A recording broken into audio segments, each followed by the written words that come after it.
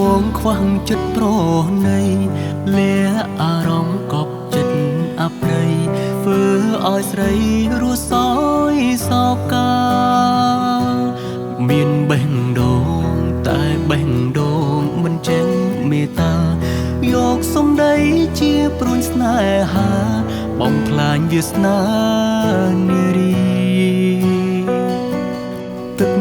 ភ្នែកបងខំស្រង់ដកចិត្តទូមនិញចង់ហាស្ដីតែហាមិនចេញមនុស្សស្រឡាញ់ឲ្យឃ្លាតពីគ្នាអោបពាក្យក្បត់បៀងជួចត់ប្រត់ទាំងក្រំគ្រាហេតុអ្វីយើងមិនបានជួបគ្នាតើជាកម្មពីឬអ្វី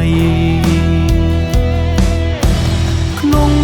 លោកនេះប្រហែលមានតាបងដែលព្រមឈឺចាប់ណាចរណៃអបឈ្មោះក្បត់ព្រាត់មនុស្សស្រឡាញ់ស្ទើរខ្សែព្រាត់ព្រោះអនាគតស្រីឲ្យអូនឈឺចាប់មួយគ្រានាលចុះបាស្ងួនយល់ថាបងសាវាតែចង់ប្រាប់មនុស្សក្នុងលោកាថាម្នាក់នេះស្មោះអូនតែមួយ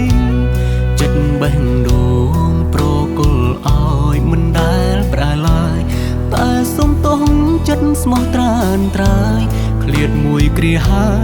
យព្រោះស្ងួន